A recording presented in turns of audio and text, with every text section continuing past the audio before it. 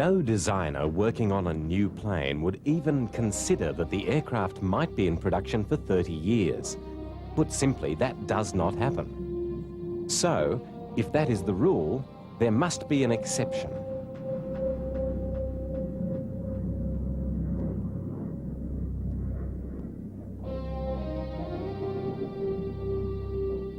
The Lockheed Starfighter's general specifications were nutted out in 1952, and it first flew in 1954. The last F-104 to be produced rolled off the assembly line in 1983.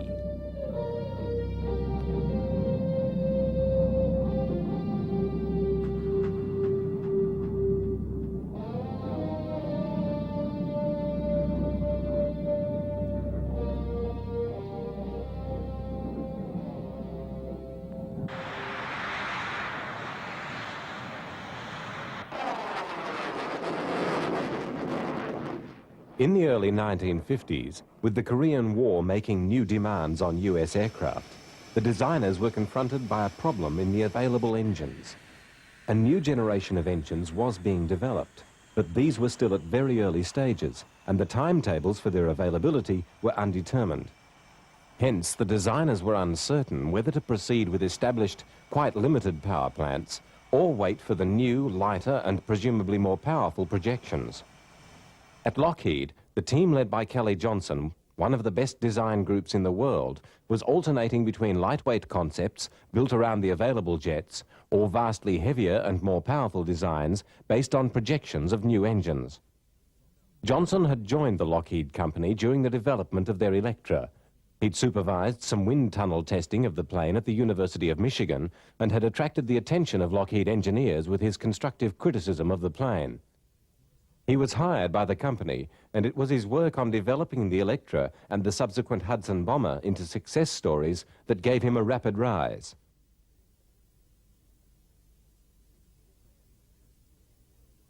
His innovative and intuitive work brought great reward for the company. The P-38, unorthodox, long-ranged, a pleasure to fly, was typical of his unblinkered approach to design solutions. It was a success as a plane and as a financial proposition, being manufactured in large numbers. The Lightning's twin boom can be seen as part of the pace and engineering daring of development in aviation during the 30s. However, with the end of the war, things got a lot quieter. Still with much activity around the new jet engines and in civil aviation, but with little of the pre-war impetus and only limited funding. In the USSR, unlike most post-war countries, design of new fighter planes continued at a great pace. A long series of new designs appeared, and though some of them were woefully inadequate, eventually Russia began to make very impressive military aircraft in large numbers. The popular Western perception of the Russians was that they lagged in design and industrial competence, and so the state of development of their planes came as a shock to many when MiG-15s appeared in the sky of Korea. The US pilots, hard-pressed in their sabres to keep on top of the MiGs, called for radical new planes to give them back the advantage that they had been encouraged to take for granted. Kelly Johnson, visiting Korea, repeatedly was told by the pilots that they needed a plane with the edge on the Russians in height and speed, and they needed it soon. That settled the debate on Lockheed's next project.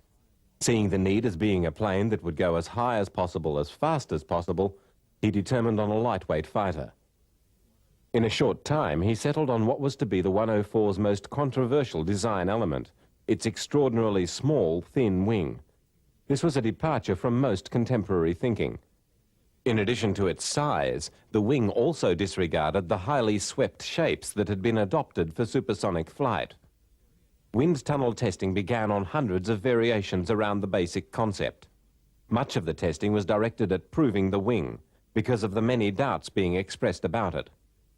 There were those who believed the wing could not be built to fly at all, those who did not believe it could be built to cope with super high-speed stresses, and those who thought that even if it could be built and cope with the speed, it would not be able to lift any worthwhile payload. It was to be only 7 foot long, and to go from being just over 4 inches thick at the fuselage down to under 2 inches thick at the tip. New boundary layer control was employed to allow the tiny area enough lift for a short landing length, but it would have no internal provision at all for guns or wheels. Many elements of the design were studied during the supersonic wind tunnel testing. Here, attention is focused on the air intakes, seeking to prove that the shock waves round the inlets allowed for controllable and dependable supply to the engines. This footage, taken near Mach 2, shows the shock waves round the model in tests to establish the pressure loads in the ducting under various flight conditions.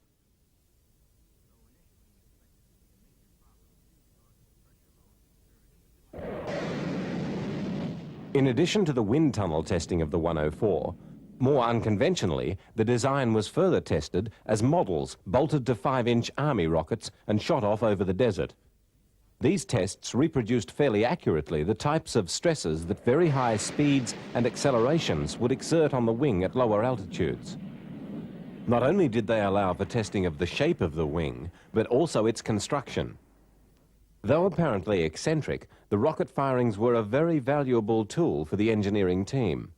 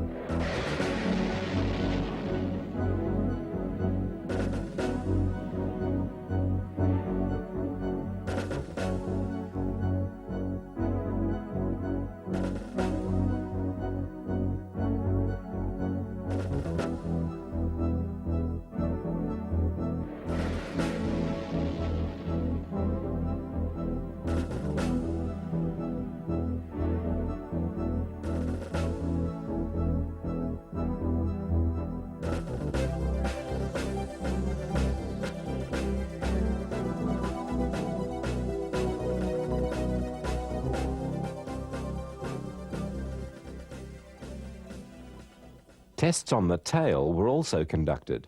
It too was designed to be very thin, and there were many people unconvinced that it could be given enough strength. Once again, the tests helped the team to sort out the best combination.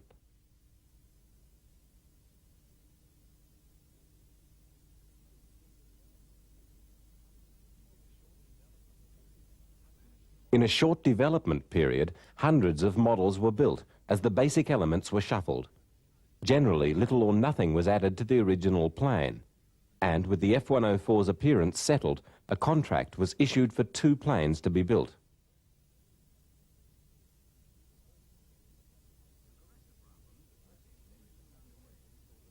The first step in the fabrication saw the 3 fuselage modules mocked up in full scale.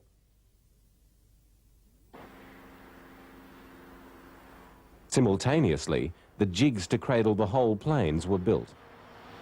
All over the workshop, drilling, milling and cutting of the parts commenced. The planes, on an experimental production run, were essentially hand-built. In a flurry of activity after the receipt of the March 1953 contract, Lockheed cleared production space, constructed a wooden mock-up, and then, without stopping, built the 2 prototypes. The first flight was to take place only 12 months after the signature of the contract.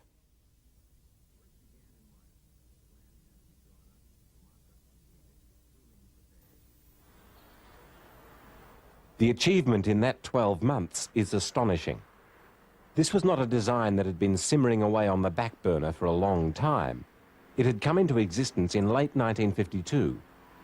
It was a leap forward in aviation, and technologically very advanced. However, its development was spectacularly rapid.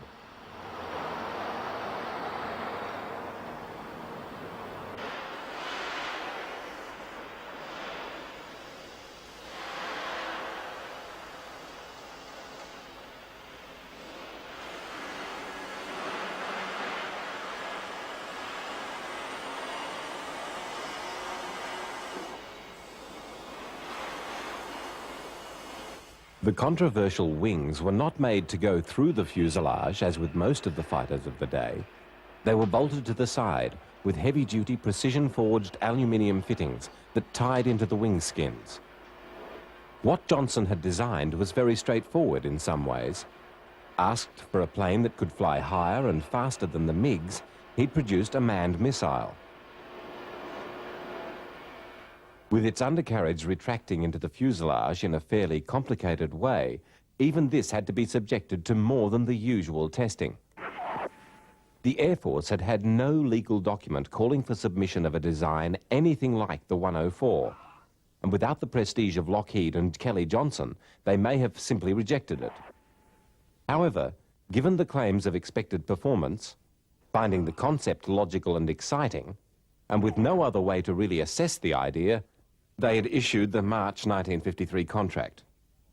There was still no apparent existing slot in the inventory for such a plane, but there was also the evidence of Korea to suggest that perhaps there should be. The F-104 was, however, very definitely on trial.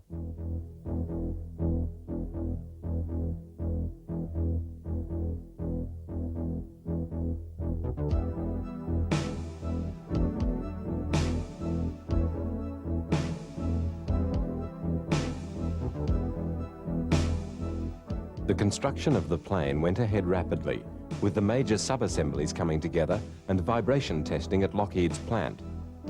The vibration testing established the natural frequency patterns for the entire structure in final preparations to ensure the plane was safe for flight.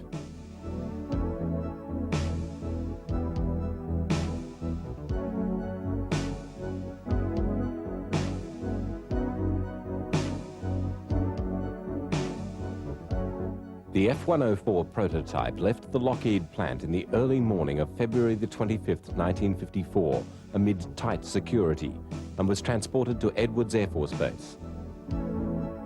The crews immediately began a thorough round of checking and rechecking the plane's systems in preparation for its first flight. The engine selected for the prototypes was the Wright J65, which was to prove very inadequate in propelling the 104, neat and light though it was. Most production starfighters were to use the General Electric J79 engine, with higher thrust and less weight.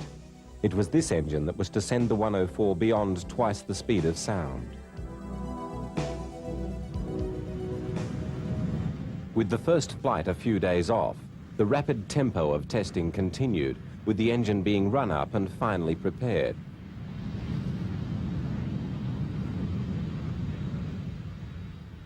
For a number of reasons, including the fear of ejecting pilots being dismembered by the tail of the plane, the seat ejection was arranged to work downward.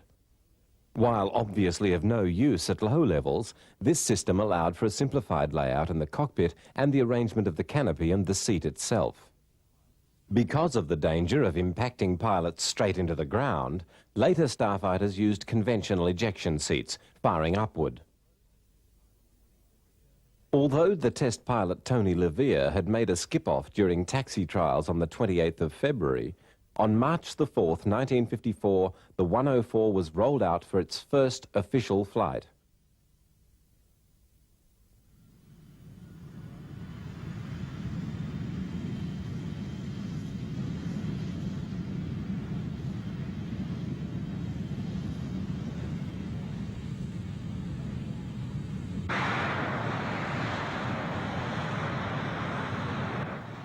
Levere ran through a series of ground tests, operating the flight controls and checking that everything was working.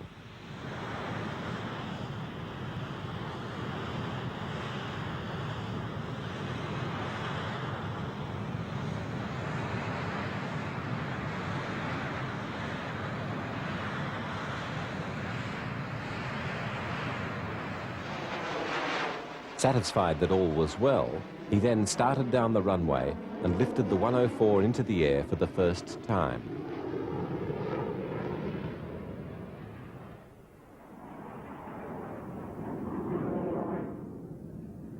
In the weeks of test flights that followed, it became evident that the power plant was lagging far behind the Mach 2 potential of the airframe.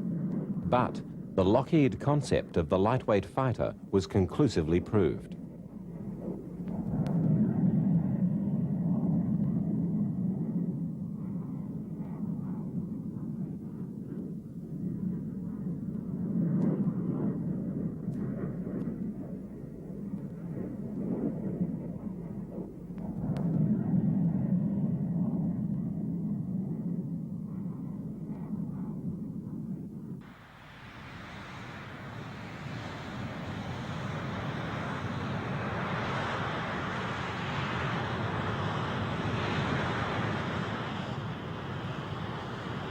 Despite the prototype's inability to exceed 1.3 times the speed of sound with its current engine, the design had been vindicated sufficiently for the Air Force to order 15 more planes with uprated power plants as F-104As. In April 1955, one of these finally took the Starfighter past Mach 2, which was the signal for 104 production to swing into top gear. For the moment, the intense testing of the two prototypes continued.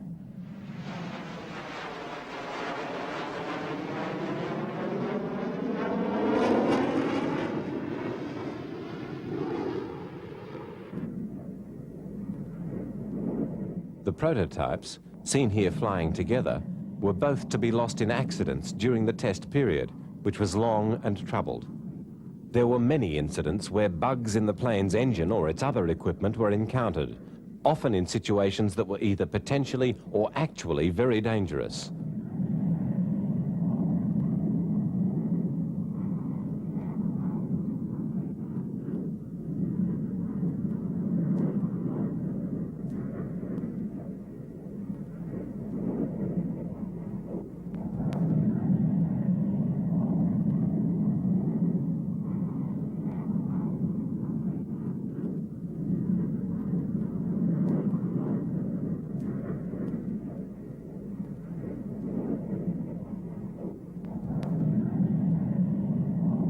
Tony Levere was involved in one early mishap in 1955 while testing the firing of the Starfighter's high-speed cannon in supersonic flight.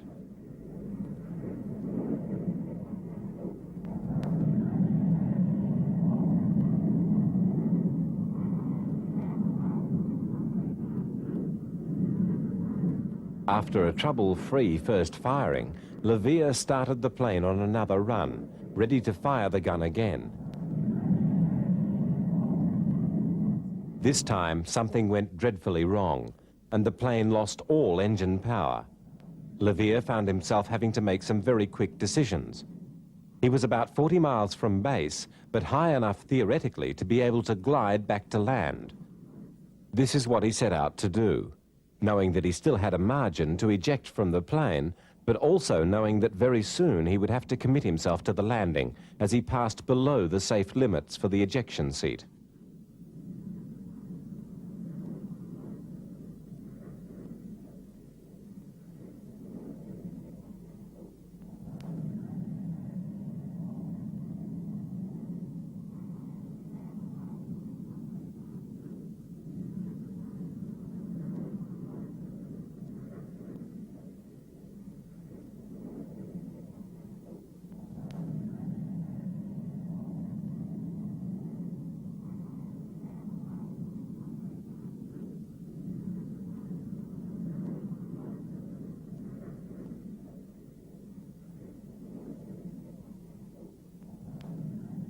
Even before the hatch was opened, a dirty smudge of smoke showing on the fuselage confirmed that the gun had caused the trouble.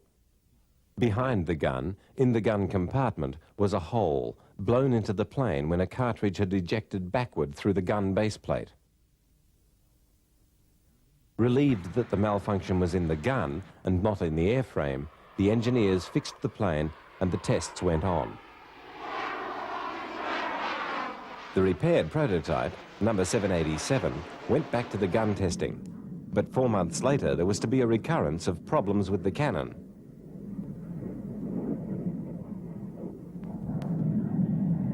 With pilot Herman Salmon at the controls, the 104 leveled out at 47,000 feet for its second firing run of the day. Again, there was an explosion, but this time the damage was major and the aircraft became uncontrollable.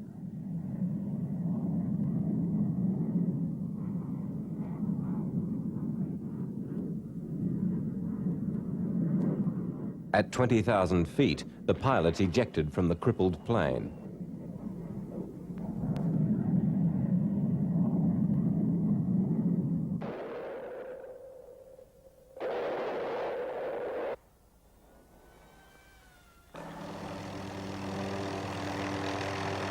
Emergency services responded immediately, and Salmon was located, fortunately unharmed.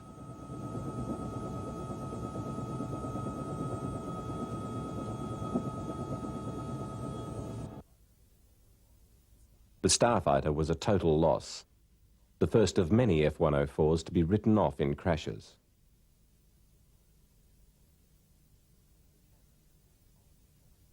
The cannon had been the obvious suspect in the crash, and it was established that again a malfunction in the gun had damaged the plane, this time with drastic effect.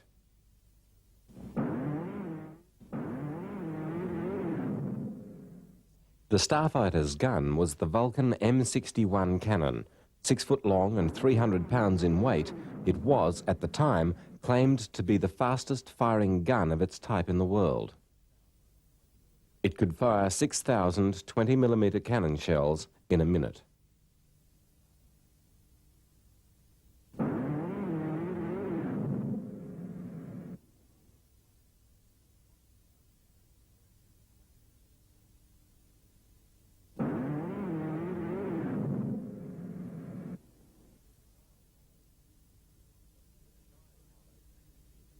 The design borrowed two features from the famous Gatling gun, first patented way back in 1862.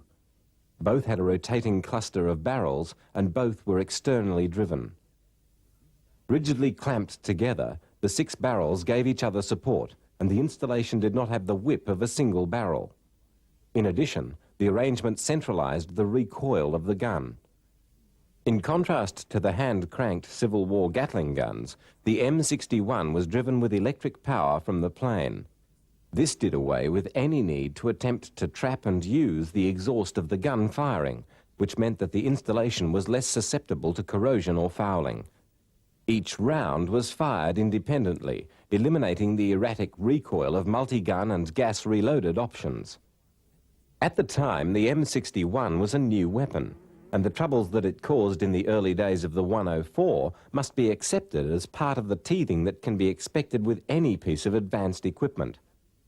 A comparison of the Vulcan with the US Air Force's previous preference of machine guns is difficult.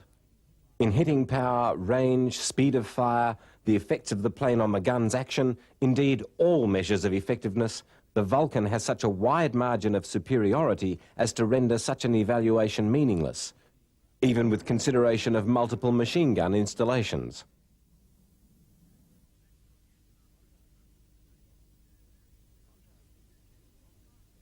Contrasting with Kelly Johnson's assessment, the military procurement policies after Korea demanded multi-role capability.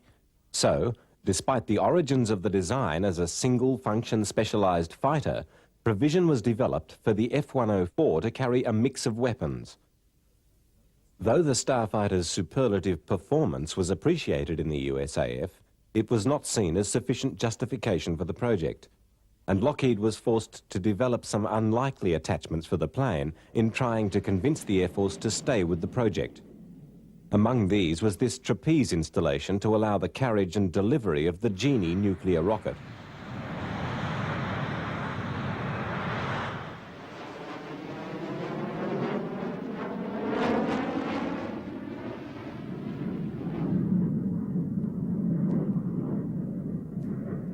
This clever launching mechanism was another product of Kelly Johnson's intuition. Put the challenge that his plane could not deliver the device over a combat radius of 650 miles, Johnson undertook to have it do just that within 60 days. The tiny Starfighter's fuselage was already fully occupied, and a major influence on the launcher was the need to keep it out of the way of the undercarriage.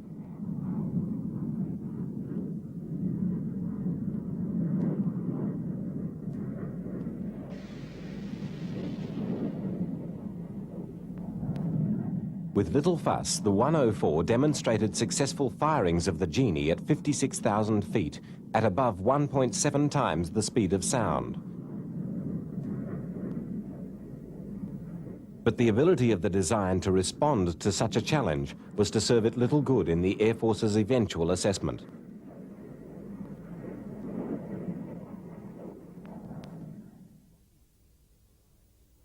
Lockheed tested a variety of weapons delivery attachments and external fuel tanks, increasing the range and versatility of the plane, but still could not rescue the project. The weight of opinion against it was gaining momentum. The 104 was very much in the right place at the wrong time. It affronted most of the prevailing trends in design. Where other fighters were getting bigger to do more things, Kelly-Johnson had abandoned all but the essential ingredients in getting the plane's size down to get Mach 2 out of a single afterburning turbojet. But this condemned the Starfighter to a very limited career with the USAF. There was simply no way to cram all the rapidly expanding hardware of radars, aiming controls and other new avionics into the little plane. Its capabilities were not to be matched for many years, if they've ever been effectively matched. But the fact that it could do a lot of things that its heavy brethren could not do was ignored in the overall antipathy towards lightweight fighters. It lacked all-weather capability, lifting power and range, the assessments said, and these perceived failings were eventually to decide the issue. The project was set for financial failure, but the work that had started on giving the F-104 greater versatility went on apace, trying to forestall the inevitable and keep the Air Force involved in the plane.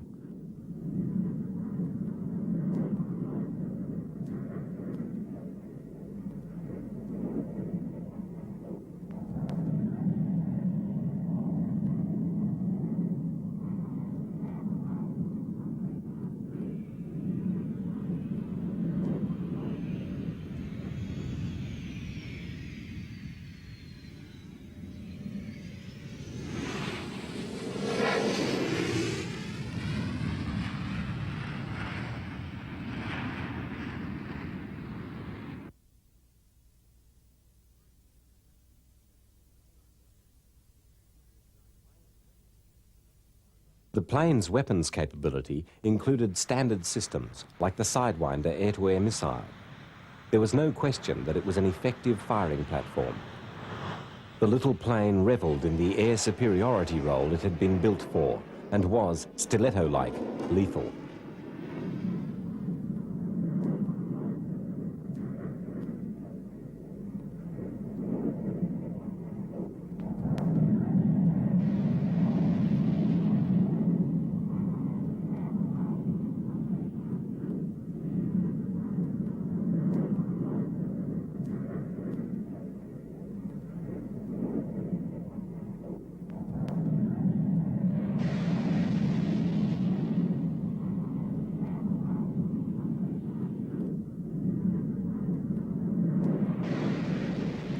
More sophisticated radar and fire control packages were developed for the fighter, and prowling B-47 bombers were detected and intercepted with great efficiency. But the Air Force was fully aware of the fighter's capabilities and preferred other options.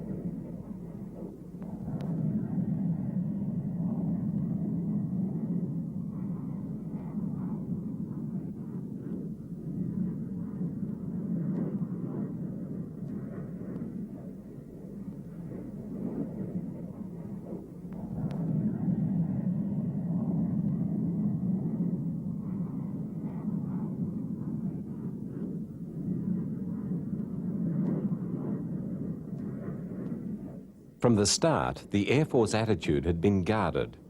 The F-104 was the first plane to be purchased on a fix-then-fly basis. To that time, the practice had been for the Air Force to accept a new plane into use while it was still being tested, and to conduct a large part of the testing itself, the fly and then fix principle. With the radical nature of the 104, the onus was returned to the manufacturer, and this has since been the rule. The complexity of the packages that modern combat aircraft have become allows no other avenue.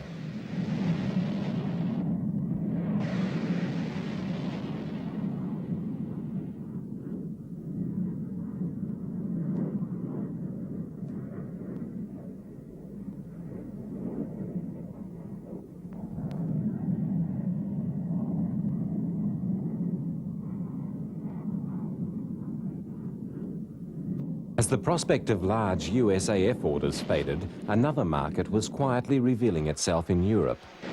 The pure performance of the plane was remarkable, and with its rapidly expanding tactical capability, it was maintaining a position as the design to beat. On top of the expansion in the weaponry of the plane, during 1958 and 1959, it was sent on a spree of record setting to reinforce the message of its potency. Even when the new F-4 Phantom II broke some of the Starfighter's records, the F-104s promptly set new marks outside the F-4's ability. Essential to the Starfighter in overcoming criticism of its limited range was that it accommodate in-flight refueling technology. At the time, this was still very new, and expensive lengths were gone to in setting the plane up. The 104 had to display capacities in ordnance, range, and technical sophistication that had been deliberately excluded from the designer's original consideration. These were now deliberately reworked into the performance spectrum to prepare for the potential specifications to be set by the West German Luftwaffe.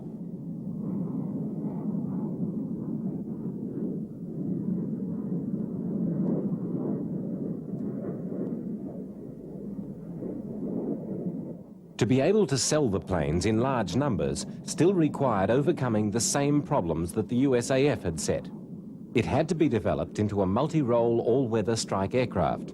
And, with question marks already over the plane, it had to compensate by not simply succeeding, but excelling in the tasks it was set. Even so apparently simple a task as aerial refueling.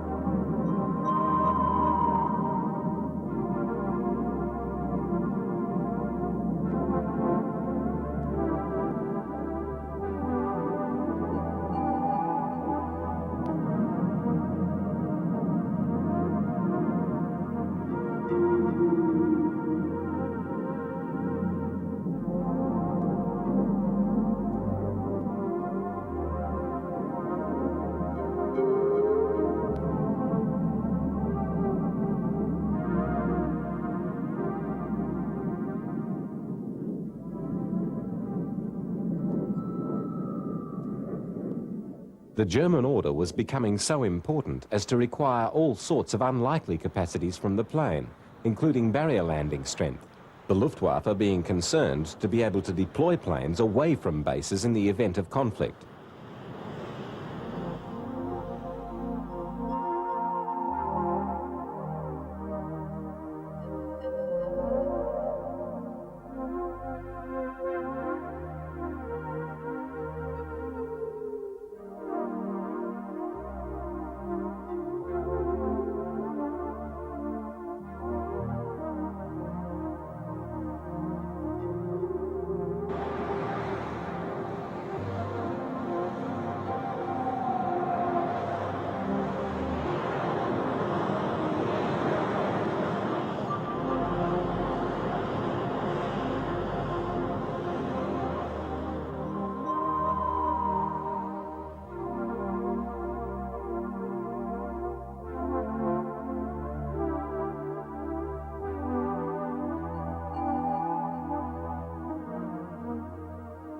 The plane displayed that it had the strength to cope with this artificially shortened landing, but the challenge to the pilots was another thing entirely.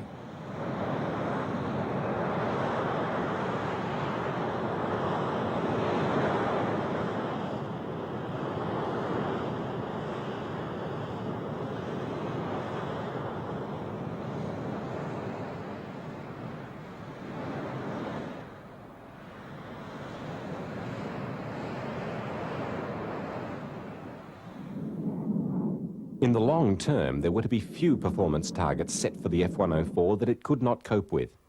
But there was never a certainty that any individual pilot would be able to cope with the plane. The need for specific training of pilots for the F-104 was a signal of things to come, rather than an exception to a long-standing rule. A properly trained pilot flying a well-maintained 104 was not at risk, but when an unprepared pilot met the plane, the combination could be lethal.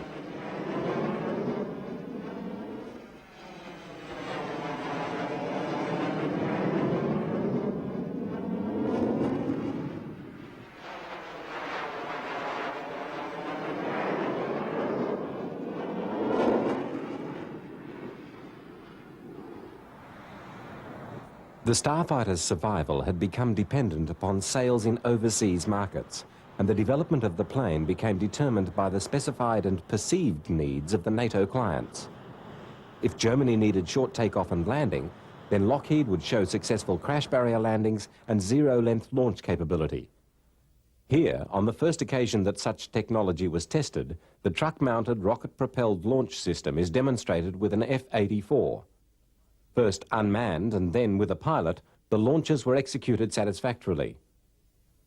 Nothing very useful was to come of this development, but the potential for its successful employment with the Starfighter was a valuable string to the project's bow in the eyes of the Luftwaffe. With West Germany being the border between Eastern and Western spheres of influence, it was essential that no less than the other European states she retrieve her power as a military force, not only in weaponry, but in industrial capacity. Unlike the situation at the end of the First World War, there was a perception of a need for a strong Germany at the front of the Western Alliance. Germany's logical concerns became considerations for the company strategists working on selling the 104. The concentration on Germany's conceivable needs was reasonable. NATO needed new arms, and there was a healthy desire to standardize the NATO armories. If the German call for new equipment could be won for Lockheed, the signs were that many other orders would be won at the same time.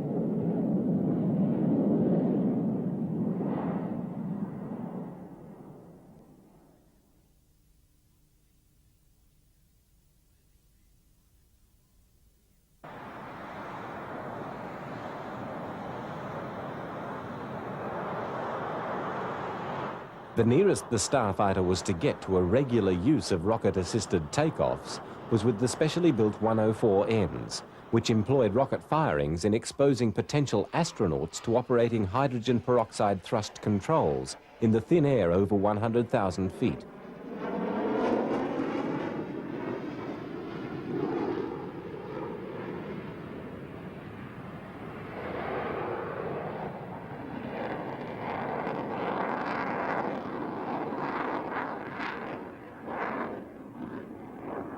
One of the developments that saw the F-104 concept saved was the two-seat variant. US fighters always seemed to have a trainer or reconnaissance version that used two seats, and the F-104 was no exception. The Germans were primarily after a ground strike aircraft, but also were looking for a jack of all trades, and a twin-seat variant was very much part of their thinking. Lockheed's sales strategy included a production offset package that would see the planes manufactured by cartels of European aviation companies. The shot in the arm for European aerospace capability from the construction of these new factories was one of the clinching factors in the successful campaign.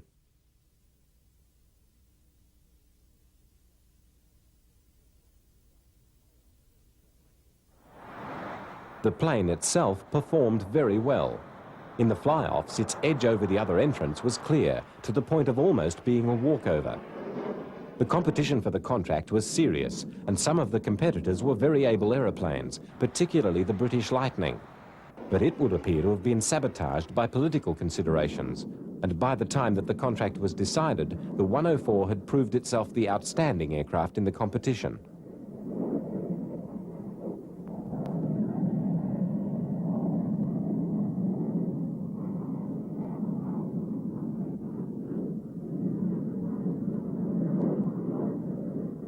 The development period had been long and plagued by various troubles, and the plane's reputation as a hot ship had cut a bit both ways, in that its unquestioned performance could be very unforgiving to the unwary pilot.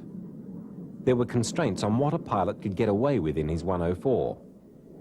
There were to be over 8,000 flights in the test series using 52 aircraft, and several of the planes were lost through equipment malfunctions and pilot errors. That the Starfighter arrived near the junction between two ages of aviation meant that its technology was virtually all new and untried. This meeting of the two ages is almost comically embodied in this sight of the 104's trim nose bolted to the front of a DC-3 during testing of the Starfighter's avionics. The plane was not the first US design to seek lightweight and smallness as virtues. For example, the Bell XP-77 had nearly gone into production during the Second World War. The wing, too, was not without precedent, being very similar to that of the X-3. But the Starfighter was revolutionary in many ways, and as the program went on, it was surrounded by controversy, much of it not centered on the airframe, but sufficient for the Starfighter to be unfairly dismissed as a lemon. The USAF pulled its 104s out of operational use after only 2 years of service, though later, during Vietnam, some were to be deployed in Southeast Asia as high-flying MiG-cap for the B-52s and in low-level tactical support strikes.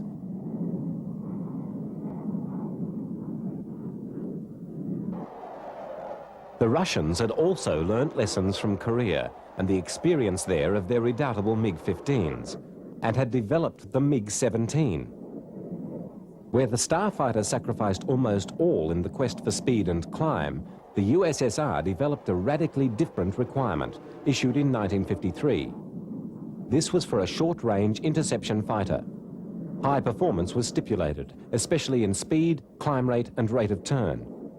The primary armament was to consist of air-to-air missiles, internal cannon, and a light ground support bomb load. The MiG-17s were basically an updated 15, with better handling and a more sharply swept wing and tailplane. It was to be built in very large numbers, and, though theoretically obsolete even when first proposed, it defied this assessment and proved a very valuable and effective plane, even in the mid-60s in the skies of Vietnam.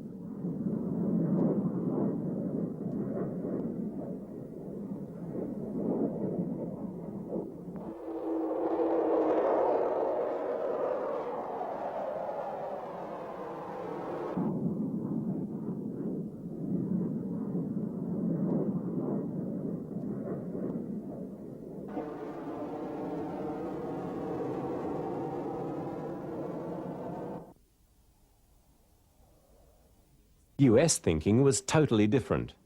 If we ignore the F-104 and look at the other Century fighters, we find that they all were much larger planes. They also shared a commitment to state-of-the-art technology with varying degrees of success. The 100 Super Sabre, the 101 Voodoo, and the 102-106 Delta Dagger Delta Dart all faded fairly rapidly into history, seeing limited service in Vietnam. They all reflected in their way the concept of the fighter as a standoff missile launch platform. Theoretically, they were specialized aircraft, devoted to facets of an overall fighter spectrum. But during their careers, these divisions tended to fade, as each developed multi-role capacity. The 100 and 101 in particular grew into different uses.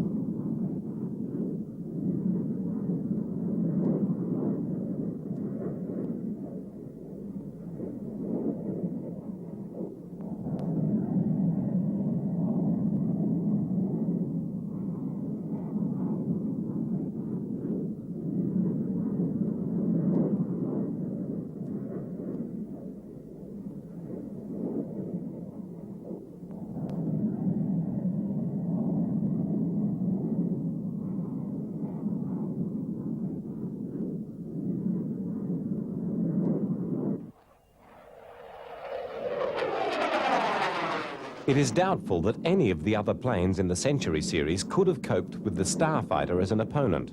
Indeed, there are many considerably more modern planes that would have great difficulty with the 104.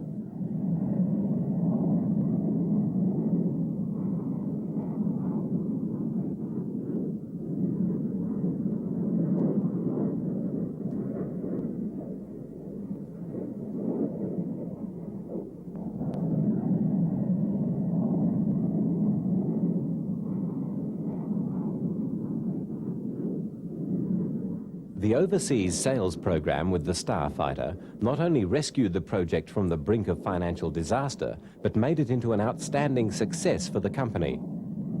With the deals on production, it went into service with 14 air forces and was the nearest to a standard Western fighter plane to have been achieved. The fire control systems and other controls were virtually tailor-made for each country's version of the plane, and it came to be used in many ways. The 104 may have had a reputation for demanding the respect and care of the pilot, but it also had a reputation as the hottest thing in the air. The customer air forces around the world employed it in a variety of roles and persisted with its development throughout the years that followed, right down to the last ones, built in 1983.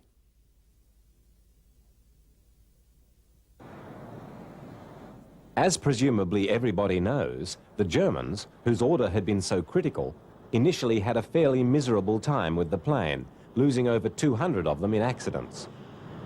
The reasons for this are many, but little blame can be apportioned to the plane itself. The disaster of its early deployment with the Luftwaffe had complex roots, and it took time to rectify the causes. The West Germans had a shorter, similar experience when bringing the F-4 into their inventory, and none of the other Starfighter customer nations had an experience remotely like the German problems. It is safe to say that these problems sprang in the main from the Luftwaffe's circumstances at the time.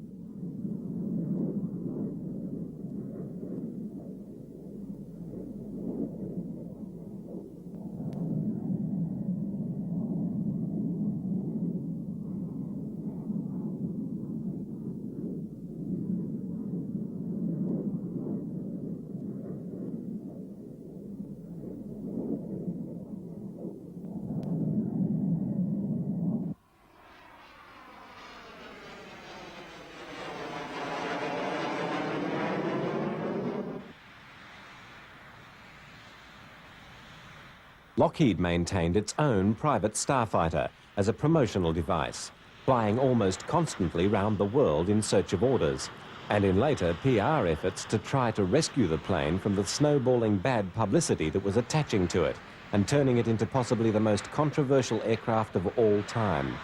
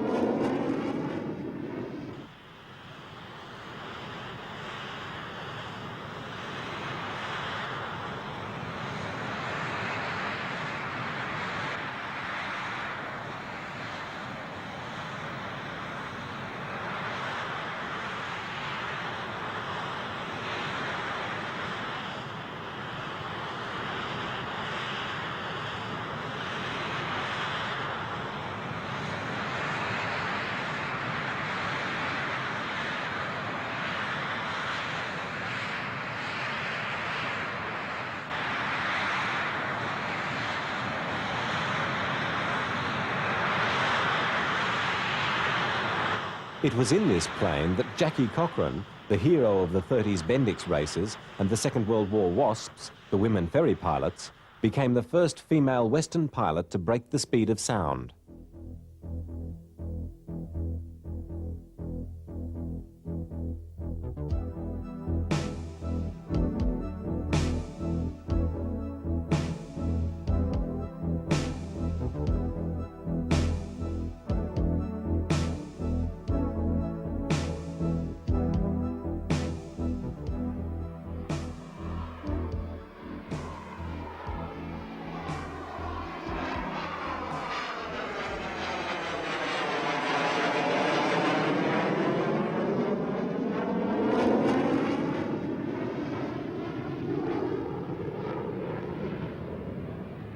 Kelly Johnson's design team proceeded from a plane with almost no wing to a plane with extraordinarily long wings, the U-2 spy planes, and then to the remarkable Mach 3 SR-71 Blackbird. Both of these aircraft bear some superficial resemblances to the 104. Certainly, comparing the three to other planes of their time, it's easy to see them as stablemates, products of the one vision.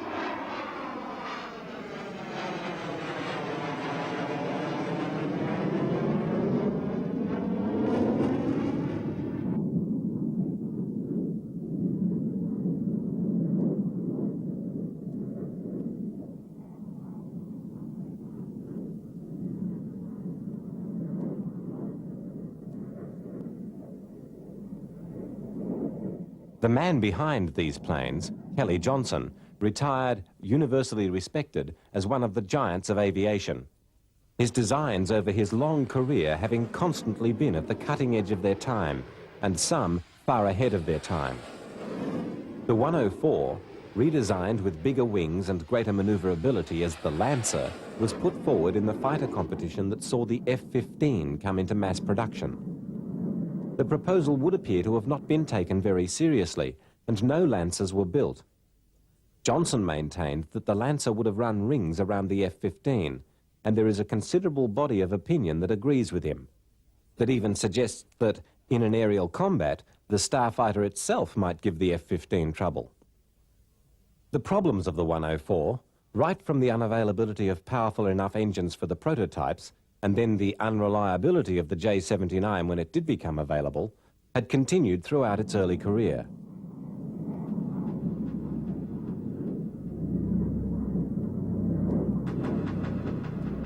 The testing scrutiny of the plane had been without precedent, and the methods and technology of such testing has never been the same since.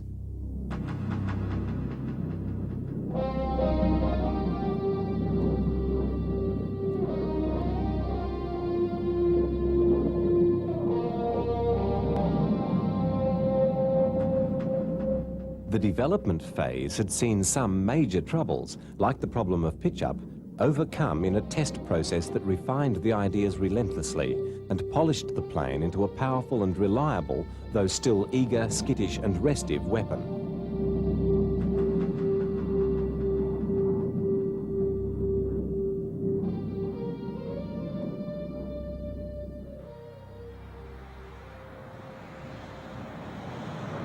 Despite being saddled throughout its lifetime with an odious reputation and seemingly never being free of controversy, the 104 vindicated the decisions of its creators.